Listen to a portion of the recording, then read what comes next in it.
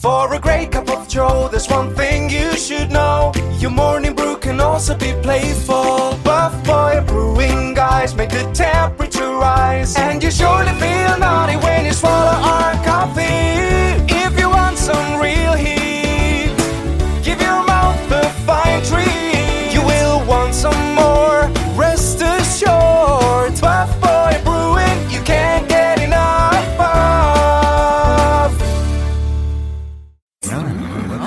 It's time for The Scribble, your weekly fix of celebrity chats, bizarre stories in the news, and basic random chatter with best-selling author and syndicated radio host Jeremy Bradley. Make sure your seat is in the upright and locked position and your barf bag is securely in place. Here's Jeremy Bradley. Thank you very much, Larson. Jeremy Bradley here. This is The Scribble. Thanks for tuning in on your favorite podcast app. This is going to be one of those back in my day kind of shows. I'm talking old school journalism. And so all you young whippersnappers out there who know this 24-hour news cycle on the internet and social media, I'm going to tell you what it was like back in my day. And remember, I started my journalism career when I was about 16, 17 years old in high school. I'm 40 now, and things have changed. But there's something about the fascination of news where you don't know what's going to happen today. You don't know what you're going to be doing. That really intrigued me, and that's why I knew from a very early age that's what I wanted to do. So I'm going to talk to you, maybe even aspiring journalists, about my experience in news and what just has me, and still has me hooked all these years later. It's on The Scribble, and it starts right after this.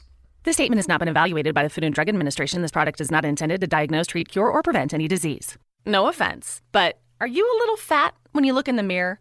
How would you like to learn the secret to losing 3 to 5 pounds a week without joining the gym or going through any crazy diets? It's called Body Sculpt RX. For the last 2 decades, we've helped countless people lose thousands of pounds. And now, it's your turn. Learn how to lose weight with one simple phone call and no prescription needed. You'll see an amazing difference in a matter of days.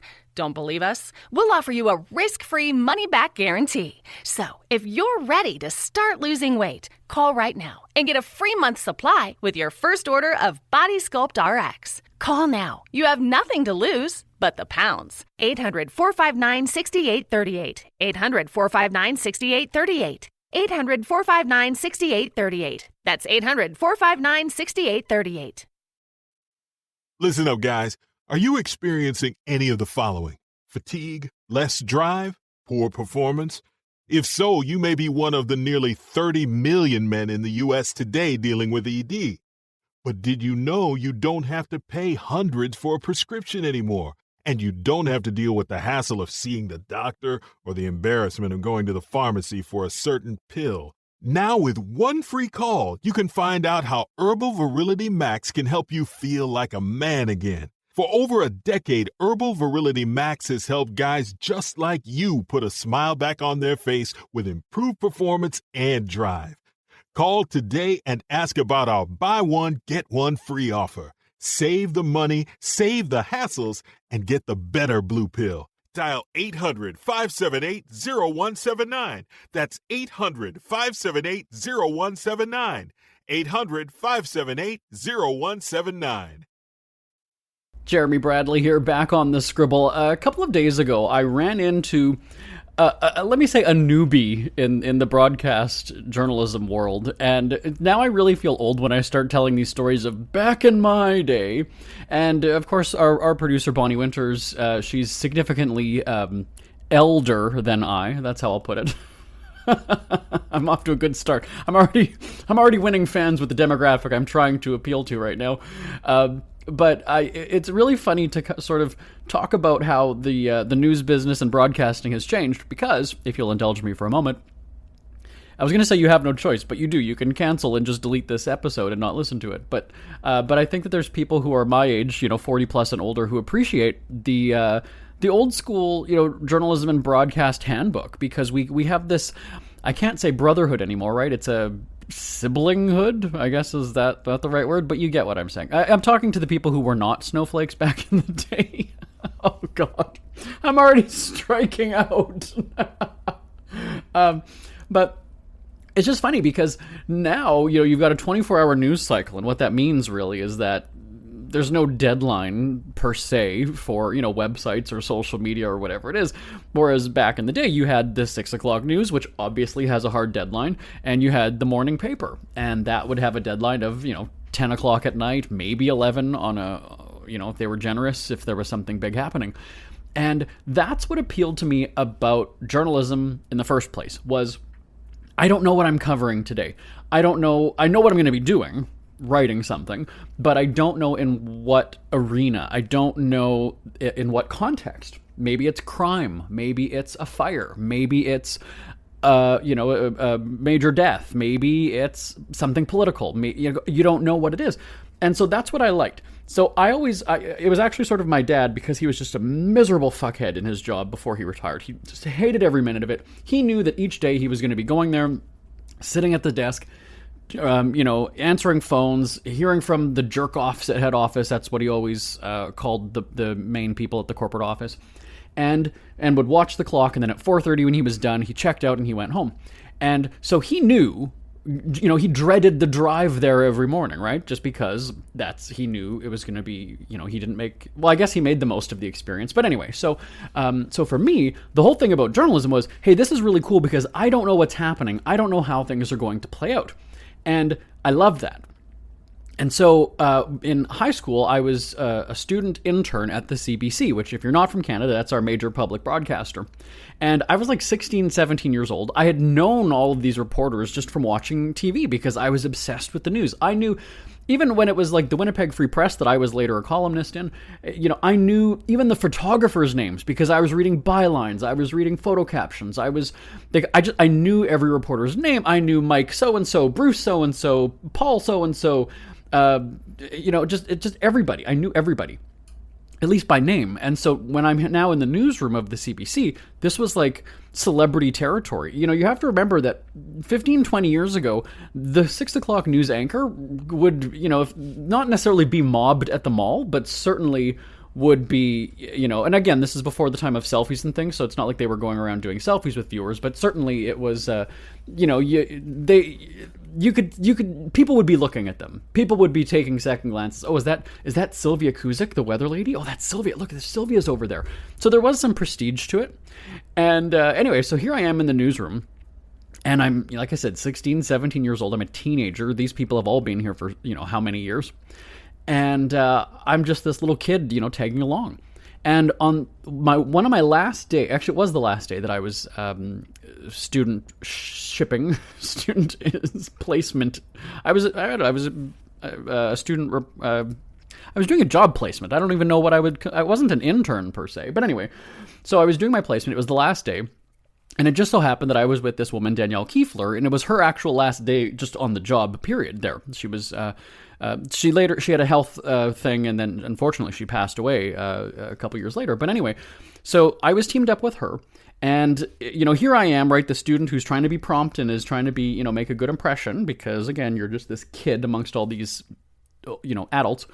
And I was always early.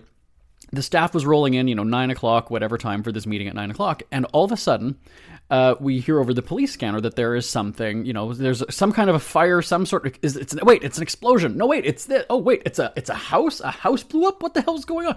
And that's what's fascinating about news, because you just don't know, right? You're sitting there, okay, we hear something, and then it escalates over the next, 2, 5, 7, 9 minutes, 10, 15 minutes. And then by the time we load up in the van, we were always paired up with this camera woman named Wendy. So all of a sudden, Wendy's like, you got it's like in the Batmobile. We get the news van and we go. So from the time that we leave the studio, from the newsroom, when we get across town, this was before the days of social media and all that stuff. Maybe somebody had a cell phone. I don't really recall, because we were probably about 1998 at that period. So yeah, you might have had the odd cell phone. But there was no social media. You weren't grabbing your phone and looking online or tweeting or emailing the office. So from the time we left the newsroom to the time we got there, it was just kind of like, oh my God, a house exploded. A house is literally like gone. There's not shrapnel, but there's the charred remains of this thing. And so, Danielle goes and she's off, talking, and she sends me with Wendy, the camera woman, to just kind of go and get footage from like neighbors' yards. And, what, did you hear something? I had the microphone. It was just really cool.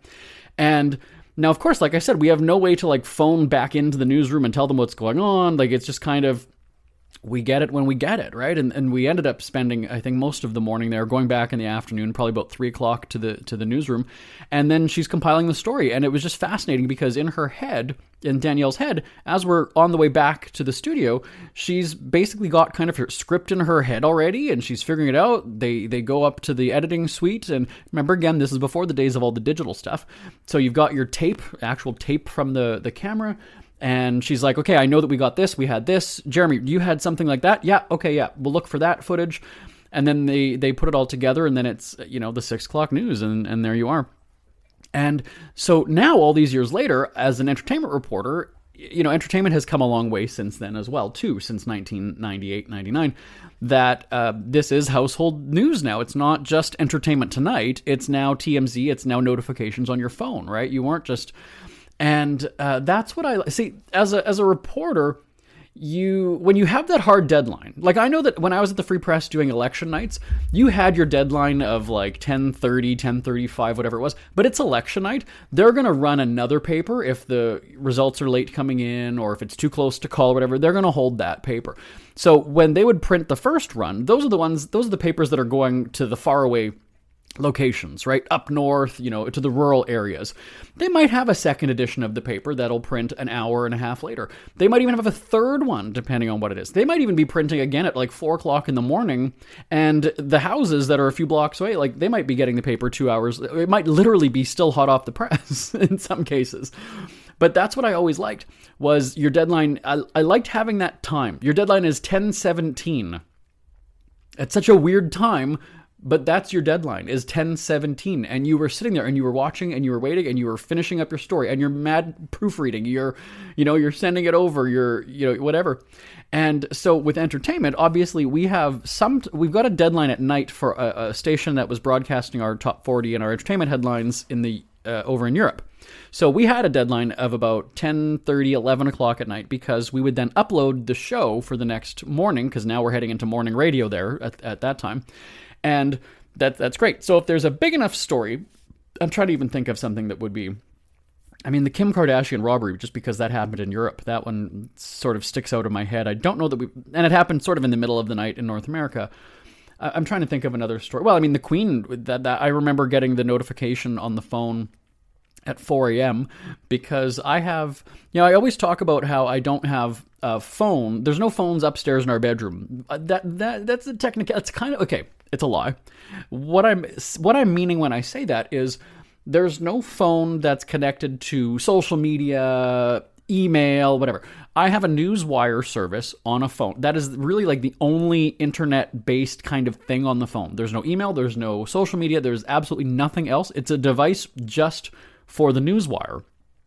Now, a Newswire, for you listening, if you're not familiar with, I would say that's more like your TMZ notifications. The Newswire, though, is the behind-the-scenes one that major news outlets all subscribe to and participate in and contribute in. So when there was a news alert about the Queen, whoever that was, it might have been Buckingham Palace or one of the, reporting, one of the tabloids even from the UK, they're the ones sort of getting that, and they're feeding it out there. Now, back in the day, different colors as to what the notification meant, and you can set it. If you watch The Newsroom, by the way, on HBO, you got some insight into how it all works. So there is this phone that's upstairs in my bedroom. It's not right beside the bed, but there's a loud, sort of like a squeal tone pitch. It scares the shit out of the dogs and my husband all the time. I'm used to it after all these years already. And it doesn't go off very, like, we've got it set to certain features, right? Like on your news app, you can get a notification for local news, breaking news, sports, whatever. Like we've got it so that it's not squealing every night, every 5 minutes. And I love that. I love that sort of, I don't know what's happening next hour. I don't know what's happening tomorrow morning. I don't know what's happening in the afternoon. So when we do our radio shows, because I'm a baller, I roll in sort of early afternoon. I will be, or if I'm just even working from home, I don't always go into the office. I can tape the shows at home. And I always have had the ability to tape the shows at home. But I will get sort of the first run of the stories, and I would say it's like 75% of the time we're dropping one or two of the stories because something is going to transpire in the day. That's just, that's the world. So now on a great news day, we can have absolutely nothing happen and be sitting there going, how am I filling this time? There are no stories. There are non-stories happening today. And then you'll have a week where I always say, if it's a Monday morning and suddenly you've got a whole bunch of breaking news alerts and things are going on, and there's Johnny Depp, there's Anne Heche, there's whoever, there's this, there's that. That to me is like, it's going to be a good week. I like that. And so when you'll hear the term throw out the rundown, which means just get rid of everything you've got written, everything that you had planned to tape for that show tonight. Get rid of it. It's not happening. We throw out the rundown. We've got a whole bunch of news stories. As the host of the show, I love that because it keeps you on your toes, first and foremost. And secondly, it pisses off everybody else because they're just like, oh my God, like, why do we even bother writing at 2 o'clock in the afternoon, 7 o'clock in the evening, when at 9:30 we have to start from scratch and completely redo it? I love that. I love it. And that's what's cool to me is I know that if there's a story that breaks at 8:30 or 9 o'clock, I've got a team of people shitting their pants. I'll be on the, I'm on the radar going, JB, wait for this. We're getting a story about this, whatever. Jeremy Renner got run over by a snowplow. This is a major story. Did he lose his leg? We don't even know what's happened. He's injured his leg somehow. He had loss of blood. He's in critical condition. Stand by because, this could be big. Or it could be the death of somebody. Barbara Walters, for instance, right? That news came out, it was, I think Friday night is when it came out. I generally am not working Friday, with the asterisk of if there's a breaking news story, yes, I'm on the radio then. And so at 9:30, 10 o'clock, I think I was still recording segments and pre-taping stuff for the weekend until about 1 in the morning. I love that. It's an inconvenience. Oh, it's shit. It's totally inconvenient. It's got to be the worst sort of, but that's what's interesting. I know that when we were, and it happens without fail. I remember being in Yukon and Whitney Houston's daughter died. And we were taping travel shows for our syndicated radio program. And it was our last night there. I was with the tourism board. And the tourism rep, Jim, I had worked with him for he's now retired, but I'd worked with him for many years. And he always laughed kind of at the entertainment thing. And I just said, yeah, like if somebody, if so-and-so sneezes, I report on it. If so-and-so's kid, got in trouble at school, that's me talking about it on the radio. And he would always laugh. And so I just remember being in this restaurant and all of a sudden there's the news alert, and I'm standing outside because I'm getting all this information kind of quickly coming, and now I'm on the radio with stations in the U.S. talking about the death of Whitney Houston's daughter, as though I knew exactly what happened, and whereas I didn't because I was so preoccupied. And same thing when we were in Mexico, we were in Puerto Vallarta taping, I was ziplining in the jungle, and we didn't have great cell phone signal there, so we have a satellite phone as well, just because of things like this. And all of a sudden they said, Prince has died. And I was just like, holy shit. Well, you get me out of the jungle because, and the funniest thing, this is absolutely true. When we were going to the ziplining, we actually, and again, I'm with the tourism board. I'm in this like big black SUV as though I'm a Kardashian. And this really, no, it's true. There was a VIP door, which basically meant you're not opening the door yourself. Somebody's coming to let you out. So there's actually no handle on the inside, which also kind of freaked me out because I was like, if we get into an accident, I'm fucking kicking the door out then. This window is going. But that's what it was. It was a VIP door. The driver would come out and he would open the door. And so anyway, we're going into the jungle. And all of a sudden we kind of stop, and I was like, well, what's happening? And of course the entourage from the tourism board is like, oh, we're just waiting for police escort because it's visiting day at the jail. And so we need to have the military, escort us by. And I thought, oh my God, what is happening here? So we wait. That's how well they took care of me, by the way, just in case anybody was ever concerned about, oh, Jeremy's on his own in Mexico. No, everything was good.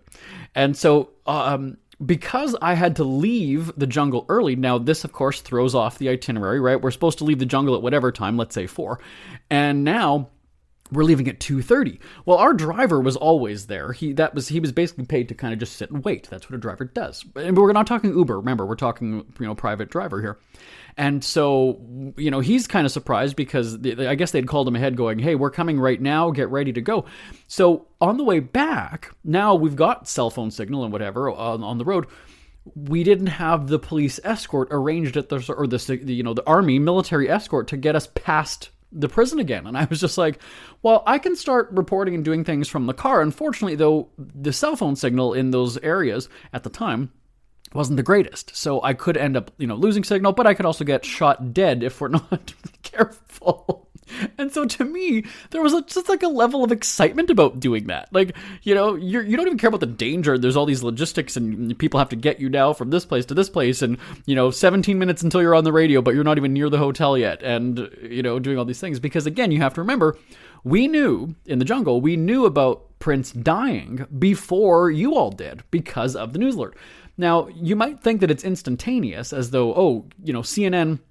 it just happened 5 minutes ago and CNN is on the air with it. And that's not necessarily the case because, it takes a bit of time now to kind of get things rolling and you confirm it and there used to be processes in place. But I just love that. Here I am on location in Mexico, taping travel. I'm doing ziplining. I'm supposed to interview these people. We're doing these photo ops. I'm, doing tequila tasting and then all of a sudden tap on the shoulder. Hey, news story, back to the hotel, and then it throws off the day's plan, which again, it throws, decidedly there's chaos depending on who is on the receiving end of it, and it's great. Now, the irony being that I'm looking at my producer Suzanne now as I say this, because we just had a discussion the other day, how I hate change. She was laughing. They got me a new microphone over Christmas. I don't like change. So I don't like the setup of things. And same thing with a new phone. I just don't like a new phone. Everybody gets very excited for new technology. And I'm just kind of like, it's not the same as what I'm used to. And I hate adjusting. So when it comes to work, they're all amazed. They're like, how do you enjoy this? You are so neurotic about, everything being the way it is or the way it was or the way it has been and I said, I don't know. There's just something about it. And so specifically the tourism board, I know because they're always, we would have the schedule planned, to the minute sometimes, 9:15 we're here, 9:50 we're here, 10:25 we're here. And all of a sudden it's like, oh, something happened. And then it just cancels the rest of the day or whatever it is. There was one time, I don't know, it wasn't Indianapolis. It was somewhere where we did, it was Houston, where it was rain. We were there for Christmas. We were supposed to go to the mayor. He, was turning on the lights at the Christmas tree or, like that kind of thing. And it was pissing down rain. And it was like, the tourism board's like, well, we're not going, but if you want to go on your own in the rain, that's fine. I didn't. And so the weather was just shit the whole time. And it kind of threw things off. I think we added a day, if I'm not mistaken. Oh, no, we didn't. We couldn't add a day because I was flying to Montreal almost from there. We flew from Houston to, I guess I was in Winnipeg, and then I was home for not even 24 hours, and we were taping more Christmas shows in Montreal that year. We did 2 cities, and it was kind of like, well, we can't add a day, so what do? We condensed, and the very last day, it was like rapid fire, where we extended our work day. We started earlier, we ended later. I think we were out for about 14 hours, and there was something about that I loved. Yet, I don't like a new microphone, or I don't like the positioning of the new microphone. Yet, you can throw out the entire schedule for the day, and that's exciting for me. I don't know. I really don't know. Maybe there's a psychologist, psychiatrist listening. Tell me what that's about. I don't like the slightest little change in my house. I will notice if something is out of place or something has been moved. I don't like a new phone. I don't like a new computer. The icons on my screen have moved. It drives me insane to no end. Yet I can be in another country and be told, okay, stop. Your entire day that was planned is now scrapped and we're winging it. We don't know. I don't know. There's just something fun about it. I love it. I love it. So if you're a fellow journo, as they call it, journalist, if you're a fellow journo from my era, send me an email, live@jbonair.com. Because one of the first things that I remember doing, I know they're wrapping me. That's the great thing about podcast, right? If this was regular radio, they would have yanked me off the air. What are we at now? We're at 20 some minutes into this segment. They would have wrapped me up 12 minutes ago. Shut your fucking, we got to go for a break. break time, wrap it up. It's the podcast. I'll keep talking if I want. Thank you very much. I just lost my train of thought now. Damn it. Shit. Oh, one of the first things that I ever covered, this is absolutely true too. I was a teenager. It was, again, 1999 it would have been, I guess. And I had a gym membership as a teenager. I was going downtown to the YMCA. It was a weekend afternoon. And I was on the bus, and all of a sudden, the traffic was blocked, and there was smoke coming across the road. And we were just kind of, passengers on the bus were sort of like, what's going on? What's happening? Again, you have to remember the time, 1999. This is not cell phones. This is not social media. There was no Googling. There was, none of that stuff. And it was fascinating to me. So I got off the bus, and I tried to get as close as I could. And I was like, there's a building burning right beside City Hall, downtown Winnipeg, where I was growing up. And I was just watching. I was just almost like I wanted to be a reporter covering it. So I ended up going to a store and bought one of those little disposable cameras. And I started just snapping pictures. And, those cameras, you'd have 12 or 24 photos. It's not like it was a digital camera where you could take thousands and thousands of photos. Or a phone, I'm saying even. It was, you had 24 shots, and maybe you could get a 25th. Maybe you could get a 25th shot out of it. And so I blew through those pictures, and you don't know what they look like, right, until a week later when you get them. And so I ended up going to a store, getting another one. And I then went and got them developed later, and I still have the photo album of sort of, I say it was like the first story that I ever covered. I mean, I didn't write anything, nobody ever used the pictures, but it was just kind of like I was behind the firemen at the line while they were spraying water, and just getting sort of close to the action and just kind of being there. I was just by myself. I wasn't like tweeting stuff. I wasn't posting on social. It was just the fascination of this is happening. You're going to say I'm a firebug. Oh, you're a best. No, it wasn't even about the fire. It was just that this is happening, and I've got to capture it. Like I need to sort of memorialize this. I've got to do it, and I still have those pictures in a photo album. It's crazy. All these years later, almost 25 years later. So that's what the fascination was. Have I just used our entire fucking episode on this one thing? We're out of time. Okay, all right. I did. I blew through the whole show on this. My name is Jeremy Bradley. This is The Scribble. Send me an email live at jbonair.com. I will talk to you next time. Bye-bye for now. This statement has not been evaluated by the Food and Drug Administration. This product is not intended to diagnose, treat, cure, or prevent any disease. Are you in bad pain? You know what I mean. Your knees hurt, your shoulder hurts, and your back. Oh my God, your back. They're constantly killing you.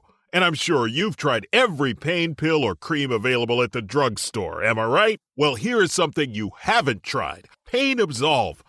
Pain Absolve is not available in any drugstore. The only way to get it is by calling today. We're so confident that it will work for you that we offer a free bottle with your purchase. No prescription needed, and best of all, each purchase comes with a money-back guarantee. Call now to find out how you can get Pain Absolve and get rid of your pain. Call 800-319-0582. That's 800-319-0582. 800-319-0582. Call today. 800-319-0582. Isn't it crazy that you wait for payday, but before you know it, you're strapped for cash again? It's time to stop blowing your money and become a smart spender with the book, The Official Guide to Being an American Cheapskate at cheapskatebook.com. Learn simple ways to cut costs at home every day and during special times of the year. Don't go broke at Christmas. Don't remortgage the house for a fancy vacation. The book is filled with tips to save you money throughout the year. Check out the best-selling book, The Official Guide to Being an American Cheapskate at cheapskatebook.com or on Amazon and iTunes. Ever had something to get off your chest but never had the balls to say it? That's a load of crap. Speak Free with JB.com is exactly what you've been waiting for. Your chance to tell it like it is and not care what anybody else thinks. Have your say on issues of the day. Join newspaper and radio columnist Jeremy Bradley as he tells it like it is. Hundreds of thousands of people have stopped by, including some well-known celebrities who have had a chat with JB and speak candidly about what's really going on in the world. You can join them too. Have a rant or a rave. Be brave and head on over to www.speakfreewithjb.com now.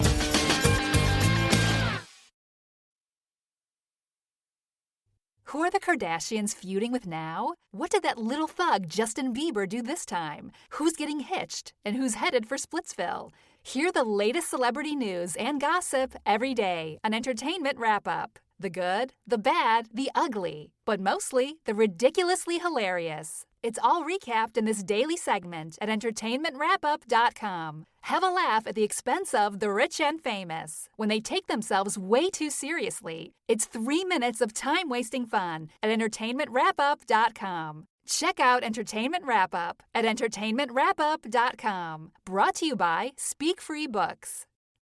We hear you chirping. Get scribbling. Tweet up the Scribble at The Scribble Show. Join the discussion with Jeremy Bradley. It's all going down right now on Twitter at The Scribble Show and at thescribbleshow.com. Want more Scribble? Check out thescribbleshow.com for past shows, celebrity interviews, cheapskate tips, and more. That's at thescribbleshow.com and on Twitter at The Scribble Show. The Scribble is a Speak Free media presentation. If you want some